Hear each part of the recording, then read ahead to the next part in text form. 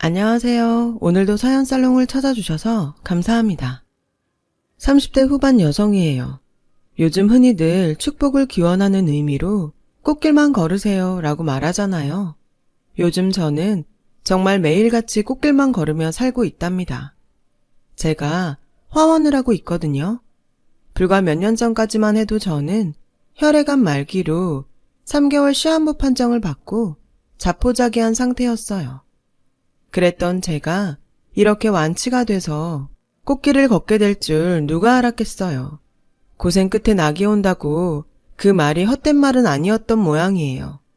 그럼 지금부터 기적 같은 저의 인생 사연을 들려드릴게요. 제 인생의 진로가 결정된 건 중3 여름이었어요. 새벽녘 화장실에 가려고 눈을 떴던 저는 모처럼 출근 준비를 하는 아빠와 마주치게 되었어요. 당시 수출을 주로 하던 시계 공장을 운영하던 아빠는 한동안 일감이 없어서 공장 문을 닫고 있었는데 다행히 큰 계약을 따내서 다시 공장을 열게 되었거든요. 아침도 거른 채 신이 나서 이른 출근을 준비하는 아빠를 보니 덩달아 저도 신이 나더라고요. 그런 저를 보고 아빠가 그러셨어요. 정연아, 아빠 그냥 안 쓰러진다. 이번 계약만 성사되면 우리 식구 더 이상 고생 안 해도 돼. 우리 정연이가 원하는 외고도 아빠가 보내줄 수 있어. 그러니까 넌 걱정 말고 공부만 해. 뒤는 이 아빠가 확실히 밀어줄 테니까. 아빠 믿지? 오랜만에 환하게 웃던 아빠의 모습은 그게 마지막이었어요. 해도 뜨기 전에 출근을 했던 아빠가 저녁 무렵 싸늘한 주검이 되어 돌아왔거든요. 심장마비였어요. 갑작스런 아빠의 죽음으로 우리 집은 하루아침에 가장을 잃었고 더불어 엄청난 빚을 떠안게 되었어요. 외교관이 되어 세계를 누비겠다는 16소녀의 당찬 꿈은 그렇게 하루아침에 사라져버렸죠. 그날 이후 모든 게 변해버렸어요. 평생 아빠 그늘에서 살림만 하던 엄마는 남편이 남긴 빚을 안고 3남매를 키워내야 했고 고등학생 오빠는 가장의 무게를 떠안아야 했죠. 그리고 저 역시 인문계 진학을 포기하고 상고에 진학하기로 했어요. 하루빨리 돈을 벌어야 했으니까요. 이런 제 결정에 담임선생님은 무척 안타까워하셨어요. 정연아, 집사정이 어려운 건 알지만 꼭 이렇게 해야겠니? 외고 진학이 어려우면 인문계라도 가. 전교 1, 2등을 다투는 애가 진학을 포기한다는 게 말이 되냐고. 당장은 힘들어도 네 미래를 생각해서 이러면 안 되는 거야. 어머님께는 내가 잘 얘기해 볼게. 솔직히 선생님 말에 살짝 흔들렸어요. 저도 대학에 가고 싶었거든요. 그날 담임선생님은 저희 집에 찾아와 엄마를 만났어요. 선생님, 저라고 마음이 편하겠어요? 애미가 돼서 딸 자식 날개를 꺾는 게 편치만은 않아요. 그래도 어쩌겠어요. 지 운명이고 팔자인걸. 그러니 우리의 던은 흔들지 마세요. 엄마는 담임선생님을 돌려보냈어요. 그리고 저를 불러 그러시더군요. 억울해하지 마라. 옛날부터 큰딸은 살림 미천이라고 했어. 일단 네 오빠부터 대학에 보내자. 집골이 이 모양인데 어떻게 둘이나 대학에 보내? 넌 이후에 대학 들어가면 되잖니. 그러니까 이 엄마 좀 도와다오. 엄마도 너무 힘들어. 어린 딸을 앞에 두고 눈물을 흘리는 엄마를 보니 더는 헛된 꿈을 꾸지 말아야겠다는 생각이 들었어요. 당장 오늘을 살아가기도 벅찬 지금 꿈이며 미래가 무슨 소용인가 싶었죠.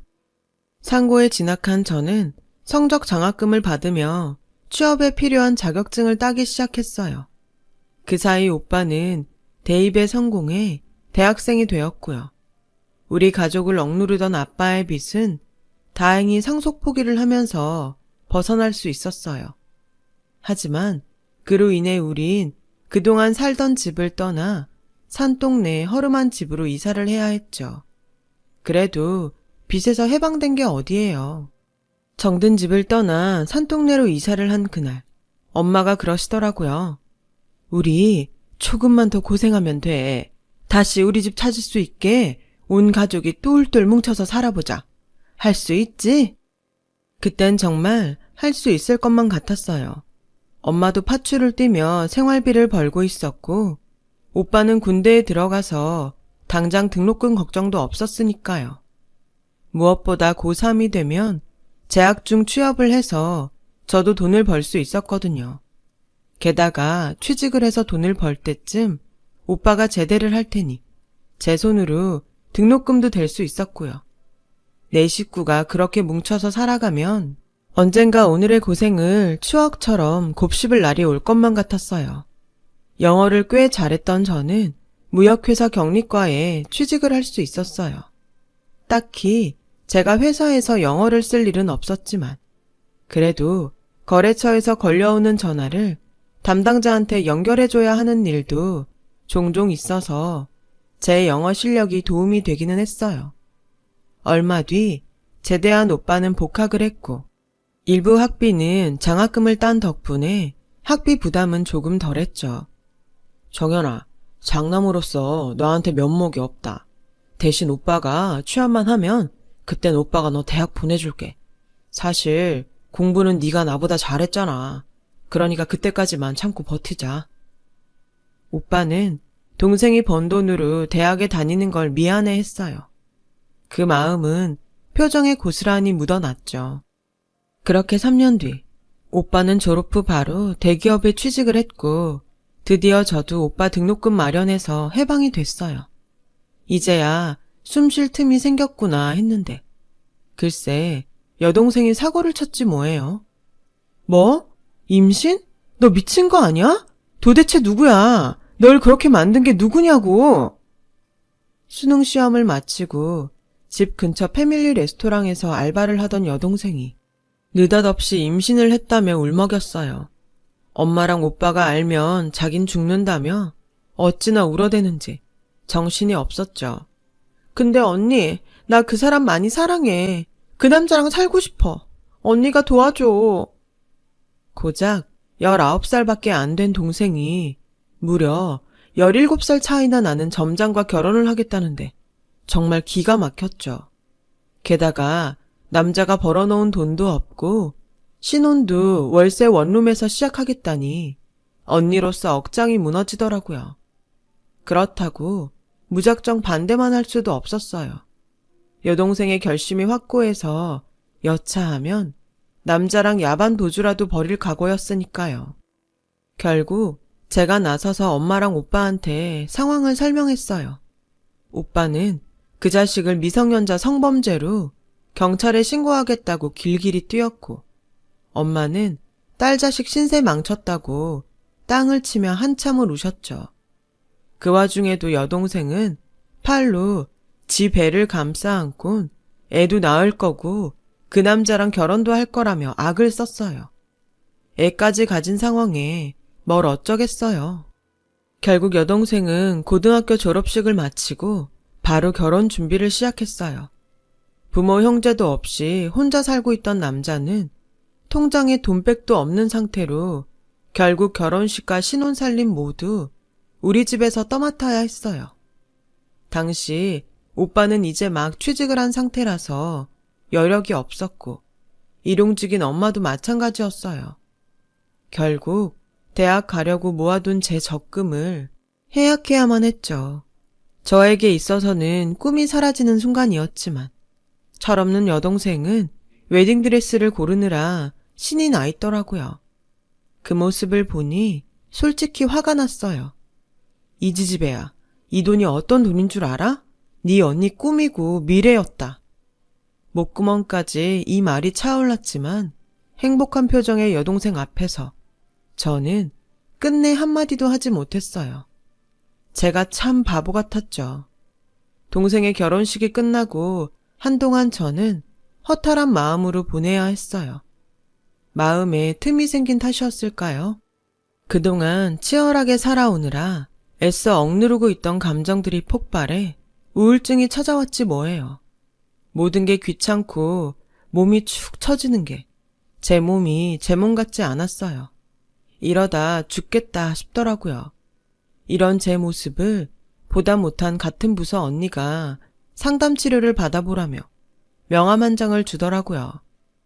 젊은 의사들이 모여서 만든 곳이야. 가정의학과, 외과, 정신과 선생님들이 조인해서 만든 병원인데 가정집에 꾸며놔서 카페 같은 분위기더라고. 일단 편한 마음으로 상담부터 받아. 증상이 심하면 신경정신과로 연결도 해준다더라. 식구들만 챙기지 말고 이젠 네 자신도 좀 챙겨. 나중에 후회하지 말고. 알겠니? 명함을 받아들고도 한동안 고민을 하다가 쉬는 날 찾아가 봤어요. 선배 언니 말대로 주택가에 위치한 평범한 2층 집이더라고요. 간판에 적힌 이름도 마치 카페 같아서 여기가 정말 병원이 맞나 싶어서 한참을 두리번거렸어요. 그때였죠. 누가 손가락으로 제 어깨를 톡톡 치더라고요. 놀라서 돌아봤더니 젊은 남자가 저를 보고 싱긋 웃더군요. 들어가서 차 한잔 하고 가세요. 여기 커피가 아주 죽여요. 남자는 주저하는 저를 다짜고짜 안으로 데리고 들어갔어요. 인테리어도 그렇고 목가적 분위기의 카페 같더라고요. 다른 게 있다면 메뉴판이 없다는 것 정도였죠. 여기 카페예요? 병원인 줄 알았는데. 왜요? 어디 아프세요? 증상을 말씀하시면 처방해 드릴게요. 제가 바리스타 자격증 외에도 전문의 면허도 있거든요.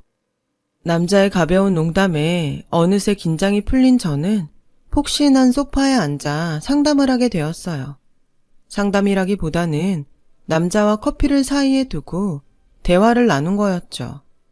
편안한 병원 분위기 때문인지 아니면 자연스럽게 대화를 이끌어가는 남자의 능력 때문인지 모르겠지만 그날 전 살면서 누구에게도 말하지 못했던 제 감정을 꺼낼 수 있었어요. 그렇게 시작된 상담은 이후로도 매주 토요일마다 이어졌고 그러는 사이 저는 이전보다 더 밝은 모습으로 생활할 수 있게 되었어요. 누군가와 대화를 할 수 있다는 게 이렇게 신나고 즐거운 일인지 그동안 왜 몰랐을까 하는 생각이 들더라고요. 그렇게 6개월 정도 지난 어느 날 남자가 제게 그러더라고요. 이제 더 이상 여기 안 오셔도 돼요. 그 말을 듣는데 기쁘기보다는 왠지 서운하고 허전한 마음이 들더라고요. 그래서 아무 말 못하고 주저하고 있었는데 대신 이젠 저랑 밖에서 만나요. 의사와 환자 말고 남자랑 여자로. 우리 연애하자고요. 싫어요? 아니요, 안 싫어요. 좋아요. 근데 왜라뇨? 정연 씨가 좋으니까요. 내가 좋다는 그 말에 머릿속에서 종이 울리는 것 같았어요. 살면서 처음 느끼는 감정이었죠. 20대 끝자락에 처음 만난 사랑에 저는 정신없이 사로잡혀 버렸어요. 그리고 정신을 차렸을 땐 이 사람 없는 인생은 생각조차 할 수 없을 것만 같았죠. 내가 번 돈으로 나를 빛내줄 옷을 사고 샵에서 난생 처음 펌도 했어요. 가족이 아닌 오직 날 위해서요. 그동안 내가 번 돈으로 밑빠진 독을 채우느라 경험하지 못했던 것들을 이 남자로 인해 할 수 있었어요. 이제야 좀 사는 게 사는 것 같았어요. 그렇게 행복한 날들이 이어졌고 남자로부터 청혼을 받았어요. 근데 막상 청혼을 받고 보니 걱정이 앞서더라고요. 의사랑 결혼하려면 열쇠는 몇 개는 준비해야 한다는 등 말들이 많았으니까요. 열쇠? 열쇠는 뭐 하려고? 설마 촌스럽게 아파트에 수입차, 병원까지 혼수를 해오려는 건 아니지? 어쩌냐? 안타깝게도 우리 부모님은 공짜라면 질색을 하는 분들이거든. 그러니까 쓸데없는 걱정하지 마. 돈 보고 결혼할 생각이었다면 너 말고 다른 여자랑 했을 거야. 난 남은 인생을 같이 살고 싶은 여자를 고른 거거든. 그게 너고. 제 사정을 누구보다 잘 아는 그는 최대한 부담을 주지 않으려고 했어요. 그래도 결혼이 어디 상대의 배려만으로 가능한 일인가요? 많지는 않지만 그동안 새로 부어온 적금도 있고 투잡을 뛰면서 틈틈이 모아둔 비상금도 조금 있어서 혼수 정도는 가까스로 준비할 수 있겠다 생각했어요. 그래서 일단 엄마한테 얘기를 해두려고 했어요. 그런데 마침 잘 왔다. 너 돈 좀 있지? 네 오빠 결혼한다는데 돈 나올 구멍은 없지? 엄마가 아주 미치겠다. 집은 네 오빠가 전세금 대출 받아서 장만한다지만 그 밖에 돈 들어갈 데가 한둘이니? 그래, 너 얼마나 갖고 있어? 엄마, 사실 그게 말이야. 나도 결혼할까 하는데. 결혼? 남자도 없는 애가 무슨 결혼? 너 오빠 결혼하는데 돈 내놓기 싫어서 그러는 거니? 너 시집갈 때 돈 안 해줄까 봐?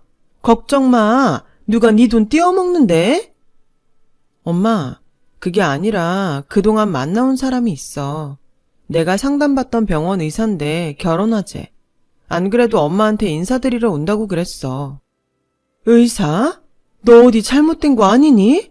네 주제에 무슨 의사랑 결혼을 해? 우리 형편에 무슨 수로 의사 사위를 들이냐고. 정신 차려 이거사.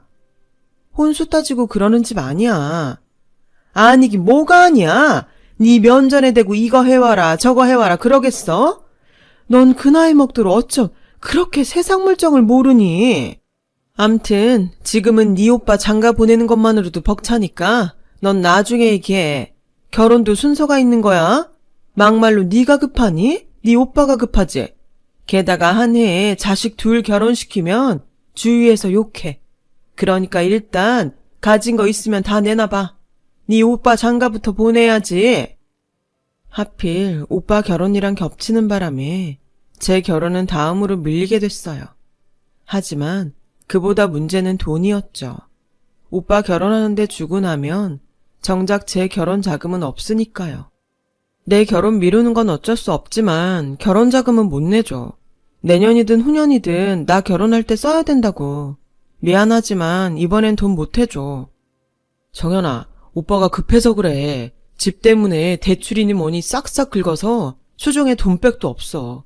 일단 내 결혼부터 하고 너 결혼할 때 이자까지 붙여서 갚을 테니까 제발 오빠 한번 살려주라. 정말 해줄 거지? 나 이 돈 없으면 정말 결혼 못해. 오빠 믿는다. 결국 오빠는 거지 똥구멍에 낀 콩나물 대가리까지 빼가듯 제 결혼 자금까지 털어서 장가를 갔어요. 그 바람에 제 결혼은 점점 뒤로 밀리게 되었죠. 그러던 어느 날이었어요. 언제부턴가 소화가 잘 안 되고 기침이 심해져서 점심시간에 회사 근처 병원을 찾았어요.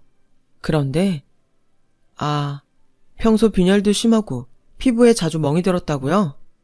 네, 다리도 붓고 구토도 심해요. 의사는 아무래도 큰 병원에 가서 검사를 받아보는 게 좋겠다고 했어요. 그저 감기인 줄 알았는데 검사까지 받으라고 하니까 괜히 겁이 나더군요. 그래서 며칠 뒤 월차를 내고 근처 대학병원에서 검사를 받았는데 네? 혈액암이요? 그럼 전 어떻게 되는 거예요?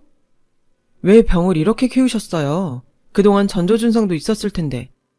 의사는 조혈모세포 제거 후 건강한 조혈모세포로 이식을 하는 게 최선의 방법이지만 조직 적합성 항원이 일치할 확률이 너무 희박해서 기대를 걸기 힘들다고 하더군요.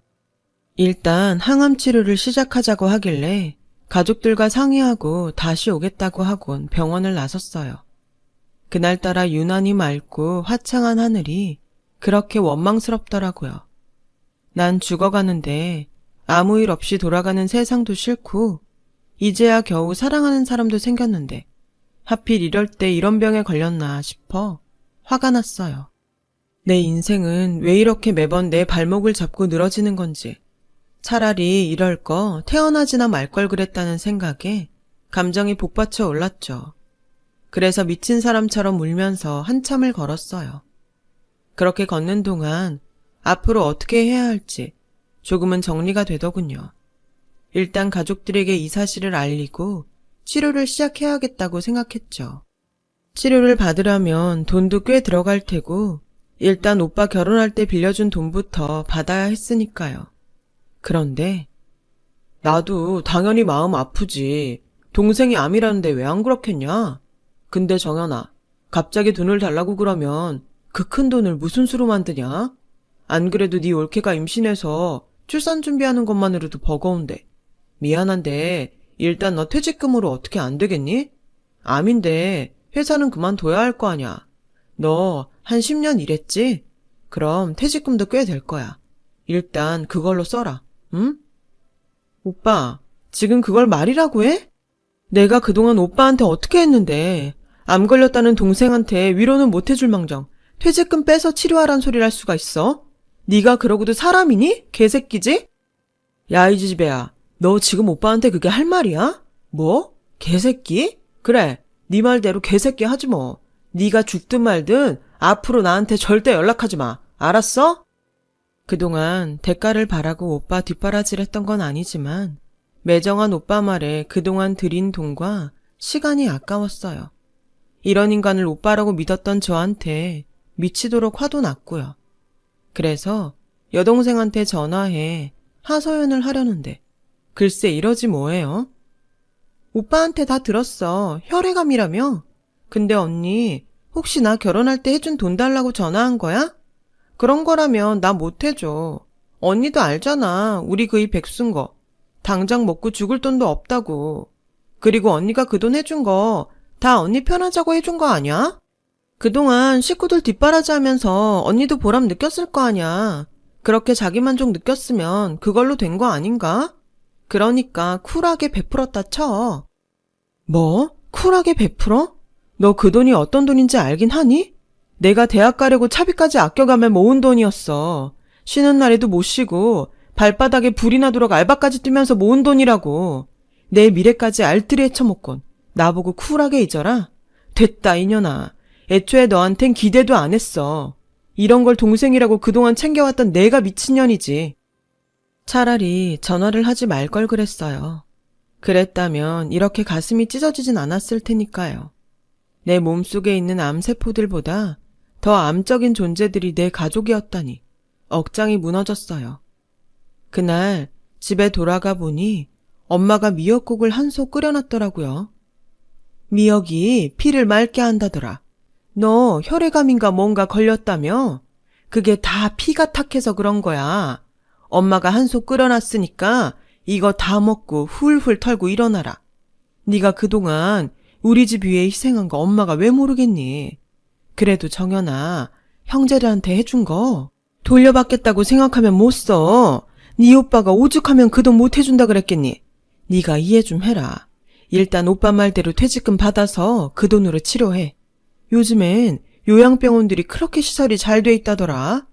늙은 애미 수발받을 생각 말고 거기 들어가서 치료해. 그게 너도 편하지 않겠니? 엄마, 결국 이거였어? 병든 딸 병수발 못 해주겠으니 아프면 요양병원 들어가라고? 오빠한테 빌려준 돈도 포기하고 동생한테 해준 돈도 포기하고 네 힘으로 동구해서 투병하라고? 어떻게 다들 이러냐? 내가 그동안 짐승들이랑 살았네.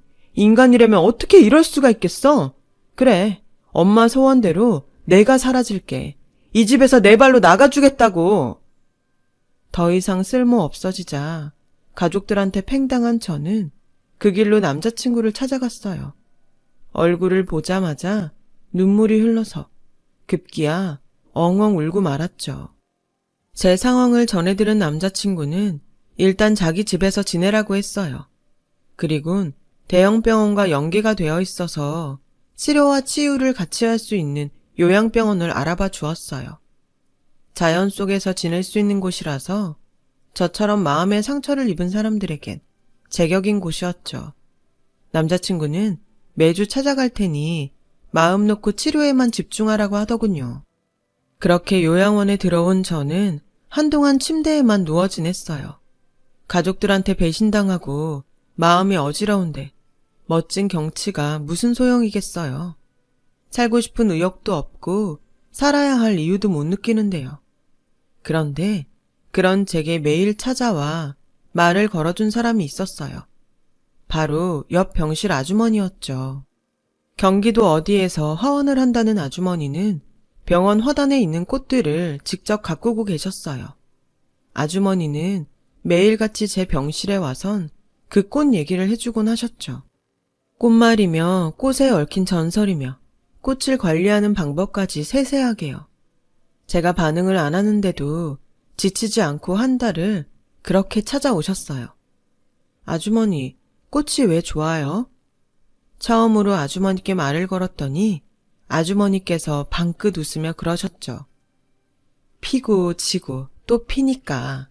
사람 인생도 그래. 살다 보면 피기도 하고 지기도 하지. 아가씨 인생도 꼭 다시 필 거야. 그러니까 살아. 살아나면 내가 좋은 선물 해줄게. 그러니까 침대에만 있지 말고 나랑 꽃도 키우고 살아보자고. 아주머니의 말에 눈물이 나더라고요. 가족들 누구도 저에게 살아나라고 말해주지 않았는데 피 한 방울 안 섞인 이 아주머니가 나를 살리자고 이렇게 찾아왔구나 하는 생각이 들었거든요. 그래요, 아주머니. 우리 살아요. 같이 살아서 같이 이 병원 나가요. 그날 이후 저는 아주머니를 따라 병원 허당 가꾸는 일을 했어요. 난생 처음 보는 꽃부터 흔한 장미까지 아주머니 손이 닿는 순간 모두 생생하게 살아나는 모습에 사람의 손끝에서도 기적이 일어날 수 있다는 걸 알게 되었어요. 그렇게 1년 가까이 아주머니와 저는 단짝처럼 꽃을 가꾸며 지냈어요. 그리고 바람이 쌀쌀해진 늦가을. 어느 날 아주머니는 제게 편지 한 장을 남기곤 세상을 떠나셨어요. 편지에는 자식도 없는 자신에게 딸처럼 살갑게 굴어져서 고맙다는 말과 자신의 화원을 맡아달라는 부탁의 말이 있었어요. 덕분에 마지막까지 행복했다면서요. 얼마 뒤 변호사 한 분이 오셔서 아주머니의 유산 집행을 해주셨어요. 은행 잔고와 현물 재산들은 모두 지정된 시설과 주변 지인들에게 남겼고 저에게는 화원을 남겨주셨다고 하더라고요. 생각지도 못한 화원을 갖게 된 저는 아주머니와의 약속대로 살아야겠다는 생각이 강해졌어요. 그래서 아주머니의 화원을 지키고 손수 꽃을 키우겠다는 꿈도 생겼죠. 그래서 면회온 남자친구한테 부탁해 화훼 관련 책들을 보내달라고 했어요. 아주머니한테 말로 들었던 것들을 떠올리며 꽃에 빠져 살았어요. 그리고 1년 뒤 저는 드디어 완치 판정을 받을 수 있었어요. 퇴원 후 남자친구와 함께 지내게 된 저는 아주머니로부터 받은 화원에 찾아가 보았어요. 생각했던 것보다 규모가 너무 커서 이런 걸 내가 받아도 되나? 덜컥 겁이 나더라고요. 화원 안의 꽃들은 아주머니한테 부탁을 받은 분들이 그동안 관리를 하셨더라고요. 아주머니께서 유산을 남겨준 분들이었죠. 그분들 도움으로 저는 조금씩 화원 일을 배워갈 수 있었고 몇 년이 흐른 지금 엄청난 규모의 화원으로 거듭날 수 있었어요.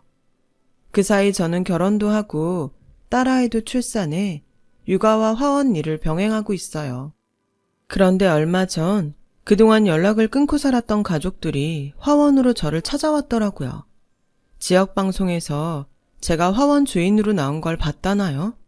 엄청난 규모의 화원을 본 가족들은 마치 먹잇감을 찾은 하이에나들처럼 다시 제게 달라붙기 시작했어요. 염치라고는 엿장수한테 엿바꿔먹은 파렴치한 인간들이었죠. 엄마는 또다시 가족 타령을 해대며 나이 드니 아들보다 딸이라며 이제 병도 다 나았으니 엄마랑 같이 살자고 하더라고요. 미쳤어요? 제가 당신이랑 살게? 병든 딸 버리는 매정한 사람한테 효도할 호구는 없어요. 제발 뿌린 곳에 가서 거두세요. 그리고 오빠, 그 사이 돈은 많이 모았어? 나랑 정산해야 할 돈이 그 사이 이자가 많이 불었는데 감당할 수 있겠어? 나 그건 1원도 안 깎아줄 거야. 참, 정민이 너도 돈 준비는 됐겠지? 너도 나한테 줄 돈 있잖아. 넌 쿨한 거 좋아하니까 시간 끌지 말고 현금 일시불로 처리해줬으면 좋겠어. 안 그래도 변호사 선임해서 소장 날리려고 그랬는데 이렇게 직접 와주니 한결 일이 수월하게 됐네.